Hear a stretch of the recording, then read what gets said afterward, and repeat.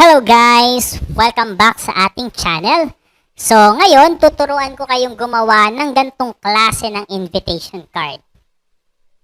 Okay? Then, isa-set up din natin na ready for printing. So, simulan na natin.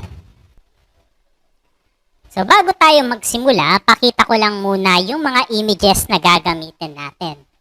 So, dinownload ko lang ito kay Google. Pwede nyong hanapin yung mga gantong klase ng pattern. Okay, so, hanapin nyo lang pattern na flower. Mga ganyan. Then, kailangan din natin ng gantong klase ng border. Ito kasi yung gagamitin natin pang linya. Okay? So, i-upload ko na lang din ito. Hanapin nyo na lang or tignan nyo na lang sa description ng video na to.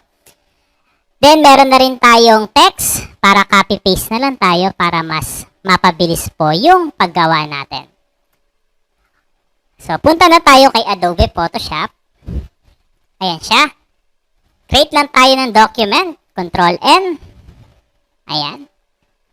So, para sa document natin, piliin na lang po si A4. Okay? A4, lagyan natin ng pangalan.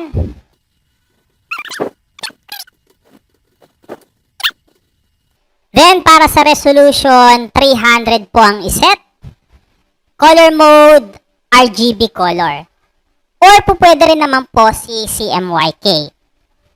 Okay? Wala naman kaso ito kapag maliit na printer. Minsan nga, mas maganda pa yung kulay o yung output natin sa maliit na printer kapag RGB color yung gamit. Okay? So, maliit na printer lang yung gamit natin. Doon na lang muna tayo sa RGB color. Now, hit nyo na lang yung create. So, A4 yung size, 300 RGB color. Background natin is kulay puti. Hit create. Then, maglalagay tayo ng ruler. Control R ang shortcut ng ruler natin. Control plus R. Check nyo na lang yung keyboard natin. Control R. Ayan. Ilabas yung ruler. Then drag lang tayo ng ruler dito sa gitna. Ayan. Horizontal at vertical line yung idadagdag natin or ilalagay natin. Then, create tayo ng rectangle. Click. Nag-click lang ako sa gitna. Then, para sa sukat, portrait kasi yung gagawin natin. 3.5 ang width. Inches. Lagyan ninyo ng unit, IN. Then, para sa height, 5 IN. Inches. Hit nyo lang yung OK. So, bibigyan niya tayo ng 3.5 inches by 5 inches. Okay, so ito yung shape. Lagay ko lang siya dito sa unang panel ng ating document. Ito po siya. Now guys, palitan muna natin ng pangalan. Imbis na rectangle, gawin nating WED1 or wedding 1. Ayan siya. Palitan natin ng kulay. Siguro gray na lang muna. Ayan, gray na lang muna. Tapos guys, maglagay po tayo ng cutting line. Okay? So, ito, shape yan. Nakalabas naman yung properties natin. Or, kapag naka-shape tool ka, or rectangle tool ka, nandiyan naman po sa taas yung stroke. So, lagyan lang natin ng stroke. Ang kulay ng stroke ay pwedeng light gray, tapos 1 pixel. Pwede rin dito sa properties yan. Now, sunod natin gagawin, i-convert natin sa smart object itong shape natin na to. Right-click, convert to smart object. Ayan. So, kapag na-convert na, duplicate na natin itong rectangle natin na to. Itong card na to. Duplicate. So, pwede tayong mag-shortcut ng Control-J. Keyboard shortcut. Control plus J. Ayan. So, mapapansin, naging dalawa yung layer natin. Diba? Ulitin ko lang. Control J, Control J. So, drag down ko lang. Drag down ko lang. Ayan. Yung outline na nilagay natin, yung stroke, ito yung cutting line. Ito po yung susundan natin kapag ikakat na natin yung ating invitation card. So, zoom out ko lang, control 0 ko lang para bumalik siya dun sa 100% preview. Control 0 yung shortcut. Now, maglalagay na tayo ng design. Okay? So, kung mapapansin, lahat yan naka-smart object kasi nung una pa lang, ini-smart object na natin bago natin dinuplicate. Double-click lang natin kahit na anong layer dyan. Double-click. Dun lang sa box ng smart object. So, double-click lang natin. Mag-o-open ngayon yung shape na rectangle. So, shape po yan. Ito yung layer niya na shape. Pwede mong i-double-click kung gusto mong palitan ng kulay. For example, gusto mong gawing kulay puti. Drag up mo lang doon sa kulay puting kulay. Diba? Hit ko lang yung okay. Now, magde-design na po tayo. Unahin natin ilagay yung pattern. So, sabi ko kanina, magda-download po kayo ng pattern kay Google. So, hit ko na lang yung pattern na to. Ito siya, rose. Now, go to edit. Hanapin nyo lang si define pattern. Okay? Define pattern. Ito siya, pattern name 1.jpg. Ito yung pangalan ng ating pattern. Nirename ko lang siya. Hit ko lang yung okay. Okay, so try ko pa ulit yung isa. Subukan ko pa ulit itong image na to. Go to edit, then define pattern para masubukan natin parehas. So guys, oo nga pala, balikan ko lang ulit. Gumawa na rin tayo ng version ng pattern natin na transparent. Okay po. So, gawa tayo. Ito yung pattern natin using siguro select. Hindi na tayo gagamit ng tool. Select. Hanapin mo lang yung color range. Hit mo yung kulay puti. Aalisin kasi natin yung white. Diba? Aalisin natin yung white. Tapos, yung fuzziness, iset mo ng 15. Set mo ng 15, okay mo lang. Magkakaroon ng selection lahat ng kulay puti. Unlock natin siya. Tapos, i-backspace ko lang. Okay? Binackspace ko po siya. Binura ko siya. Binura ko yung nasa loob ng selection na kulay puti. Control D para mawala yung selection. Control plus D. Ayun po yun. Now, pattern. Go to edit. Then define pattern. Ayan siya. Edit, then define pattern. Ganito rin guys yung gagawin ninyo dun sa isang pattern. Pwede naman na para hindi na kayo malito, ito na lang. Focus na lang kayo sa isang pattern. Huwag nyo na lang i-open yung ibang pattern. Hit ko lang yung okay. So, meron tayong isang pattern na merong white background. Tapos, meron tayong pattern na transparent po. Meron tayong isang pattern na transparent. Then, yung isa, tapusin ko lang itong isa. Ulitin ko lang. Tanggalin ko po yung kulay puti. Select. Color range. Fuzziness is 15. Hit ko lang yung kulay puti. Okay ko siya. Magkakaroon yan ng selection. Now, unlock. Unlock ko siya. Then, backspace. Control D para mawala yung selection. Tapos, guys, gawin ko na siyang pattern. Edit. Define pattern. Pattern na to, Close ko lang yung mga pattern. Dito tayo ulit kay wed1.psb. Ito, yung shape.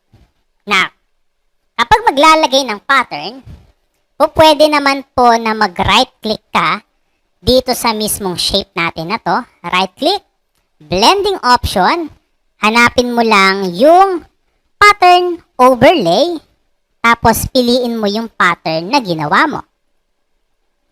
Okay? Or, guys, para mas madali, dito na lang po.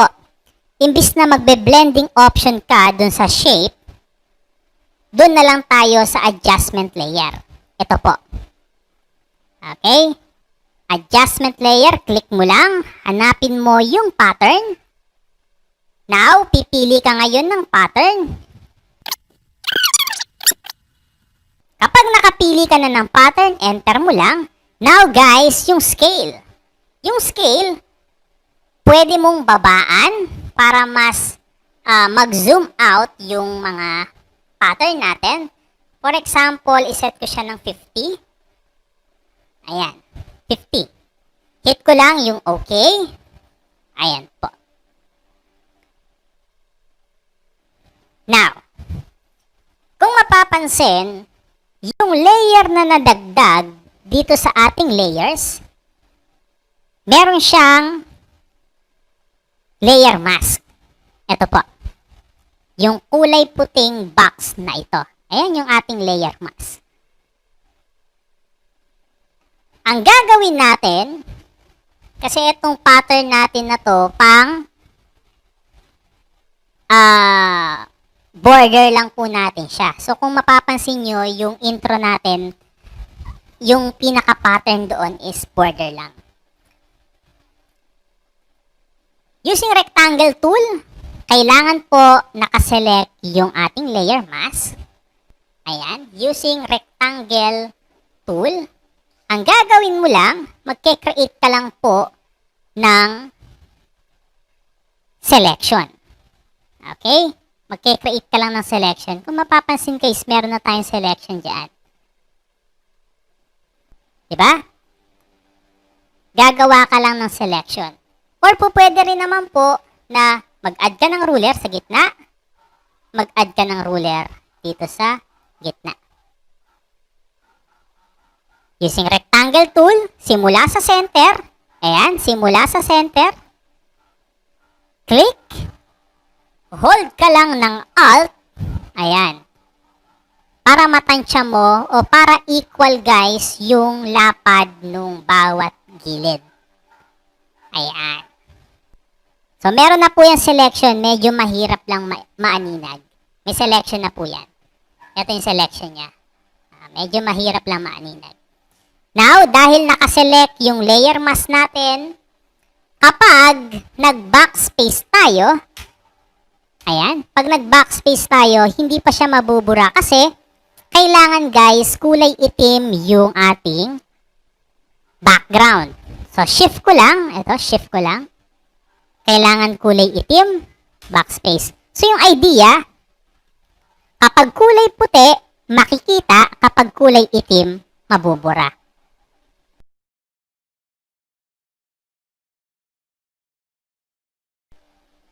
Backspace.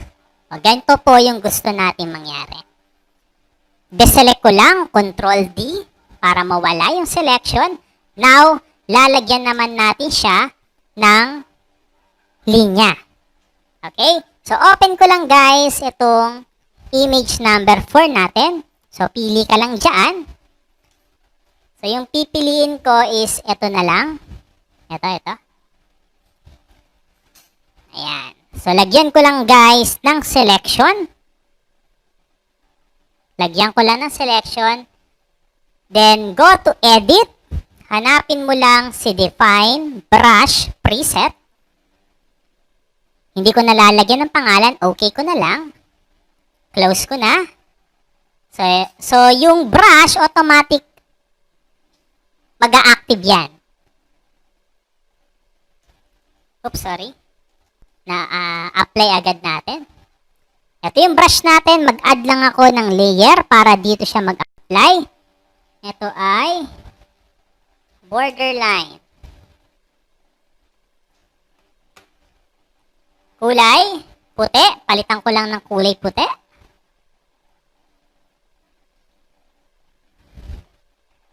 Ilabas ko lang yung ating brush setting. Ito, brush setting natin. Pwede kayong pumunta sa window, then brush setting. F5 yung shortcut. Yung gamit ng brush setting, para po mabago natin yung angle ng brush. So, ito yung angle. Gawin ko siyang 90 degree para patayo naman yung brush natin. So, add lang ako. Click. Ayan po siya. So, kailangan mo lang mag-brush ng mag-brush. Diba? Dahil naka-layer naman po tayo, okay lang guys na lumagpas. Buburahin na lang natin yan mamaya. Same.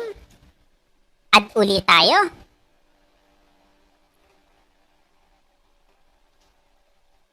Lagyan ko na lang ng ruler para magpantay.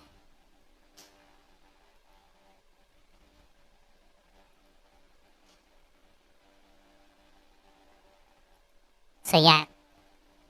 So, sabi ko nga, naka-layer tayo po, pwede tayong magbura dyan. So, subukan natin magbura. Maglagay lang muna ako dito sa taas. Balik ko lang yung angle ng 0. Ayan po siya. Oops. Siguro tanggalin ko na lang itong ruler. Kasi nagsisenter siya. Using brush, add uli ako ng layer. Kasi alanganin yung ating haba ng brush. Ayan. Okay. Same sa baba. Tansyahin nyo lang guys yung haba. Ito po. Add lang ako. Ayan siya. Now, buburahin ngayon natin. Dahil naka-layer tayo, unahin natin itong lagyan ko lang ng pangalan, border bottom, up and down, ayan. Using rectangle tool, burahin ko lang siya. Itong sobra lang po, burahin, same dito, burahin. Ito naman, yung ilalim, yung una nating in-apply, burahin din natin using rectangle tool o rectangular marquee tool. Burahin ko lang. Lagyan ng selection, backspace. Okay. Then, mag-a-add na po tayo ng text. Okay na yung border natin. Maglalagay na ngayon tayo ng text. So, open ko lang yung text. Ayan. So, copy ko lang. Copy. Tapos, using type tool, paste lang ako. Ayan. Control-Enter para sa shortcut nitong check. Or pwede rin naman, rekta kayo sa check. Okay. Copy. Paste. Control-Enter para mabilis lang. Copy ko muna.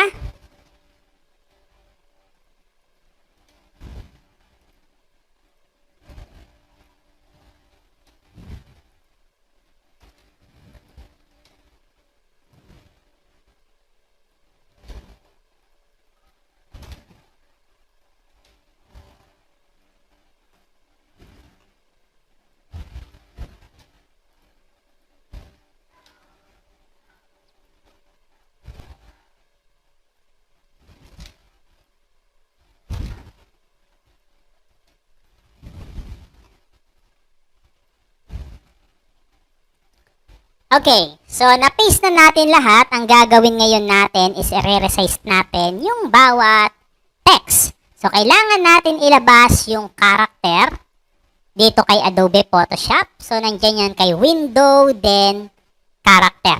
Hanapin nyo lang yung character. Unahin natin itong nasa taas, yung please join us for the. So, gawin ko na lang sigurong 10 points. Enter ko siya. So, kapag active naman po yung layer, ayan, active yung layer, kahit hindi mo na i-highlight yan. Ito, iba yung font nito. So, hanap na lang siguro tayo ng script. Hanap tayo ng script. Okay, hanap lang tayo.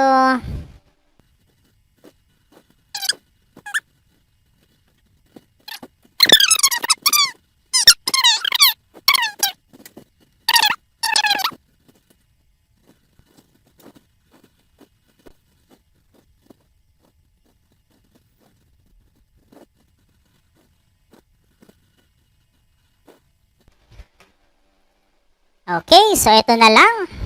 Ayan. Then para dito, gawin ko na lang ding 10. Enter ko siya. For 8 point.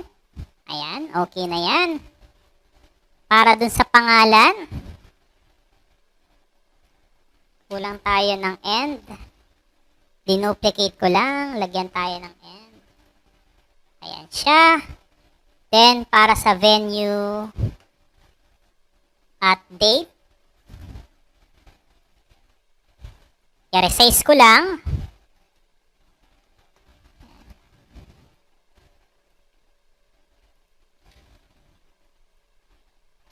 Seven. Pwede na yan.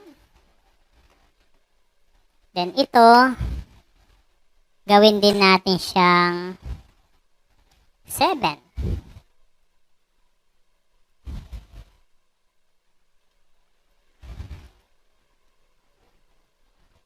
Baba ko lang. Then ito ay medyo lakihan natin. Yung dalawang to.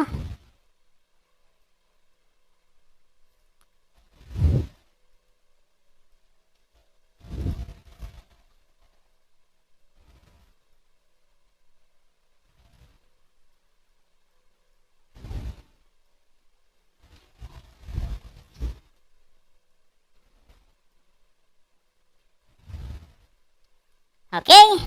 So guys, simple lang naman yung ating wedding invitation na gagawin.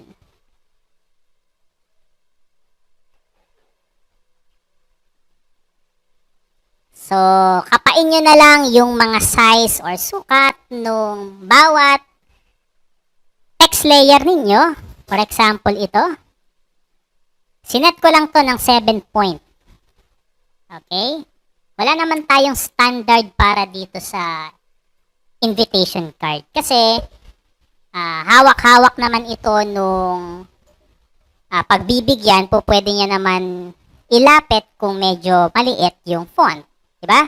So, po pwede na po yan. Now guys, ise-save mo na lang to. Yan. Kapag sinave mo to, mag-a-update po yung ating mga smart object na ginawa kanina. So, kung matatandaan, yung isang shape, dinouble click natin, then dun tayo naglagay ng mga design. Tama? So, kapag sinave ko ito, dahil naka-smart object yung 4 na box na yan, mag-a-update po yan.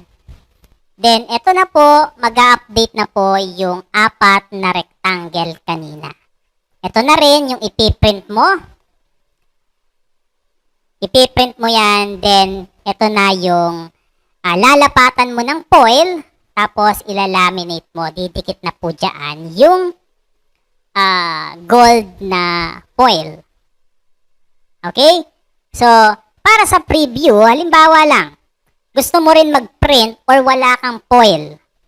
Okay? So, gusto mo ng gold effects dito sa mga block na nandito tulad ng sample natin kanina. So, ang gagawin mo lang, balik ka lang dun sa shape natin na to.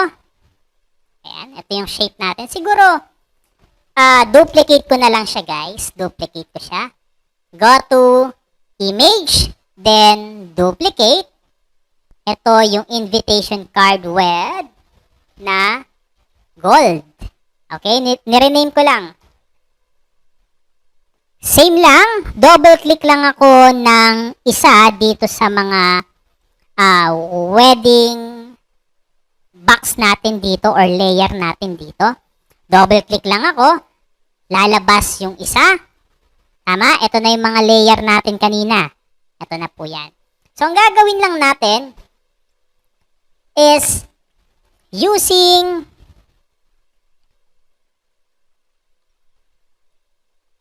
rectangular marquee tool. Okay, so using rectangular marquee tool, maglalagay lang tayo ng selection dun sa buong invitation. Okay, so dun sa buong invitation card design natin. Maglagay ka lang ng selection using rectangular marquee tool. Then guys, ikakopy natin yung lahat ng design na nasa loob ng selection. So, paano natin gagawin? Hold ka lang ng control, hold ka lang ng shift, tapos C. Control shift C, copy. Ayan. So, para siyang print screen. Yun nga lang nandun lang sa loob ng selection. Deselect ko lang, control D, tapos ipe-paste ngayon natin. Control V. So, guys, kung mapapansin, nagkaroon tayo ng layer 1. Ito yung design. Okay? Ito yung design na kinopya natin. Ito. Di po ba? So, yan lang siya. Ngayon, guys, magda-download ka ng gold texture or background kay Google. Parang ganito. Okay po. So, yan siya. Then, guys, copy mo lang. Control C. Po pwede yan. Copy mo na lang. Tapos, ipe-paste ko na lang po dito sa ating ginagawa. Na-group siya. So, paste. Ayan. Flip ko lang. Right-click. So, nag-control T ako Nag-control T ako. Control T, right-click. Rotate 90 degree clockwise. Ito po siya. Ayan. Then guys, babaguhin na lang natin yung layer mode nitong gold. So, lagyan ko lang ng pangalan. Gold. Ito naman yung preview. Nirename ko na lang siya ng preview. So, si gold, lalagyan ko siya ng layer mode. Imbis na normal, gagawin ko po siyang screen. Ayan, guys. Ayan. So, nagmukha siyang merong gold. Diba? Convert ko lang sa smart object yung gold para pwede natin ma-resize. Ayan. Okay na kaya yan? So, tingin ko po pwede na po. So, kung medyo madilim or maliwanag sa area na to, pwede ka pa naman maghanap ng iba pang layer mode. So, multiply. Check natin si multiply. Pwede po yan. Okay. Pwede rin naman na gusto kasi natin yung lahat ng kulay itim. Yun lang yung malagyan ng gold. Hanap lang tayo. Arrow down lang ako. Nakaselect pa rin yung gold na layer natin.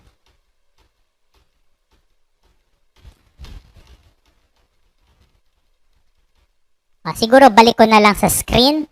Tapos itong gold natin na to, babaan ko na lang siguro yung brightness niya. Ayan, babaan ko ng brightness. Yan. Kasi masyado siyang maliwanag. So, binabaan ko lang ng brightness.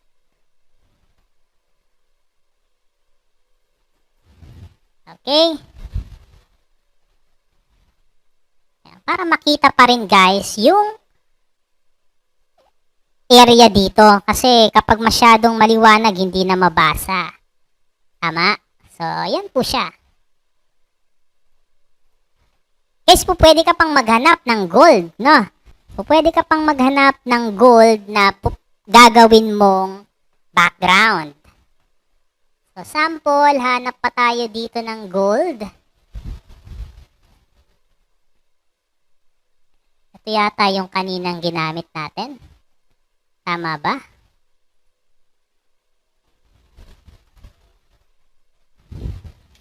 Flip ko nga.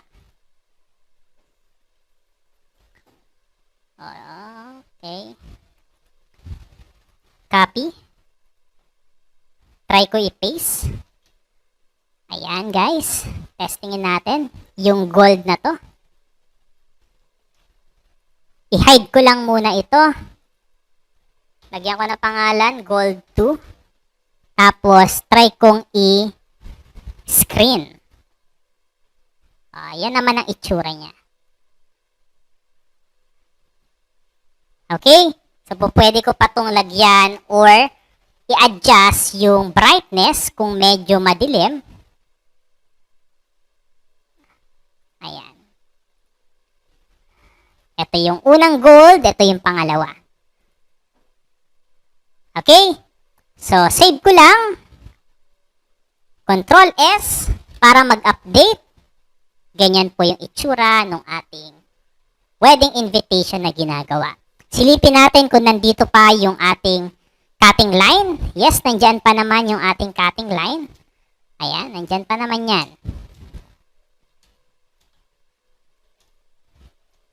So, yun lang muna guys. So, bilang suporta, subscribe na lang kayo sa channel natin para kung sakaling mag-upload kami ng mga iba pang mga video tutorial is updated naman kayo. Salamat!